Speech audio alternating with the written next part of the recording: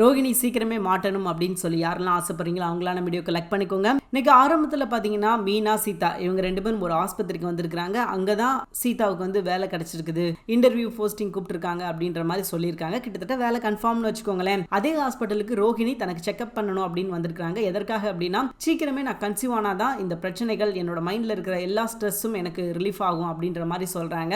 ஏன் அப்படின்னா இப்போதைக்கு அவங்களுக்கு என்ன பிரச்சனை அப்படின்னா அவங்க ஒரு பையனை வச்சிருக்காங்க, ஆல்ரெடி அவங்களுக்கு கல்யாணம் முடிச்சிருக்கு, ஒரு குழந்தை இருக்குது. இந்த பிரச்சனை வெளியே தெரிஞ்சிச்சு அப்படின்னா தான் தப்பிக்கணும் அப்படின்றதுக்காக சீக்கிரமே ஒரு குழந்தையை பெற்றெடுத்துட்டோம் அப்படின்னா மனஜுக்கும் தனக்கும் உள்ள பாண்டிங் வந்து ரொம்பவே அதிகமாயிரும். அதுக்கப்புறம் யார் நினைச்சாலும் அந்த விஷயத்தை தடுக்க முடியாது அப்படின்றது அவங்களோட கற்பனை. ஆனா உண்மை அப்படி இருக்காதுன்னு வச்சுக்கோங்களேன். சோ அதற்காக நான் சீக்கிரமே கன்சீவ் ஆகணும் அப்படின்னு சொல்லிட்டு செக்அப்காக அந்த ஹாஸ்பிட்டல் வந்திருக்காங்க. மீனாவும் சீதாவும் அதே இடத்துல இருக்கும்போது மீனாவுக்கு ஒரு வேலை வருது. என்ன அப்படின்னா 50 மாலை ஆர்டர் கொடுத்துருக்காங்க. அதற்கு ஆள் இல்ல சீதா, நீ வேணா வா அப்படின்னு சொல்லிட்டு ஒரு அக்கா போன் பண்றாங்க. சீதாவும் யோசிச்சு பாக்குறாங்க, ஆகா போனா ஒரு அமௌண்ட் தேரும், இப்போ நம்ம போலாமா வேணாமா, சீதா கூட வந்திருக்கிறேன்க்கா, இங்க ஒரு வேலையா இருக்கிறேன் அப்படின்ற மாதிரி அந்த அக்கா கிட்ட சொல்ல சீதா என்ன சொல்றாங்க அப்படின்னா, அக்கா நீ போக்கா, எப்பயாதானே வேலை வருது, நீ போய் அந்த மாலையை கட்டி கொடு, நான் என்ன சின்ன குழந்தையா, நான் இங்க இருந்து நான் பாத்துக்கிறேன் அப்படின்ற மாதிரி சொல்லிட்டு சீதா வந்து இன்டர்வியூ அட்டன் பண்ண போறாங்க. இன்டர்வியூ அட்டன் பண்ண தட்டிக்கும் நம்ம மீனா அவங்க கூடயே தான் இருக்கிறாங்க. அதுக்கப்புறம் சீதா வந்துட்டு, என்ன சீதா இன்டர்வியூ எல்லாம் முடிஞ்சிருச்சா, உனக்கு வேலை கன்ஃபார்ம் ஆயிருச்சா அப்படின்ற மாதிரி நம்ம மீனா கேட்கறாங்க. அதற்கு சீதா இருந்துகிட்டு, இல்லக்கா இப்பதானே கூப்பிட்டுருக்காங்க,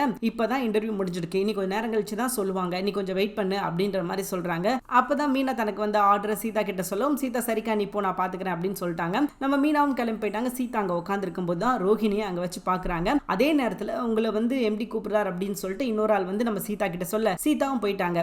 சோ ரோஹிணி அவங்க ஃப்ரெண்டோட வந்திருக்காங்க. செக்அப் பண்றதுக்காக டாக்டரை போய் பாக்குறாங்க. டாக்டர் ஆரம்பத்துல வந்து எனக்கு நார்மல் டெலிவரி தான், இப்ப கன்சீவ் ஆகிறதுக்கு ரொம்ப டைம் எடுத்துக்குது, ஏன் அப்படின்னு சொல்லி அவங்க கிட்ட கேக்குறாங்க. நார்மலா நீங்க ஸ்ட்ரெஸ்ஸா இருக்கிறீங்க, சோ கொஞ்சம் ரிலீஃபா இருந்தீங்க அப்படின்னா நல்லா இருக்கும், நான் சில விட்டமின் டேப்லெட் தரேன், அது போக நீங்க மெடிடேஷன், யோகா, அது போக வாக்கிங், இந்த மாதிரி ஏதாவது ஒன்று ட்ரை பண்ணுங்க, கண்டிப்பா கூடிய சீக்கிரமே கன்சீவ் ஆயிடுவீங்க அப்படின்ற மாதிரி அந்த டாக்டர் சொல்றாங்க. ஓகே டாக்டர் அப்படின்னு சொல்லிட்டு இவங்க கிளம்பும் போது பாத்துடுறாங்க நம்ம சீதா ரோஹிணியை. பார்த்துட்டு அந்த நேரத்தில் எதுவும் பேச முடியல, ஏன்னா அப்பதான் உள்ள போயிருந்தாங்கன்றதுனால பெருசா எந்த ஒரு விஷயம் சொல்ல முடியல. உடனே மீனாவுக்கு ஃபோன் பண்ணி நடந்த விஷயத்தை எல்லாத்தையும் சொல்றாங்க. அக்கா நான் இங்க ரோஹிணியை பார்த்தேன் அப்படின்ற மாதிரி சொல்றாங்க.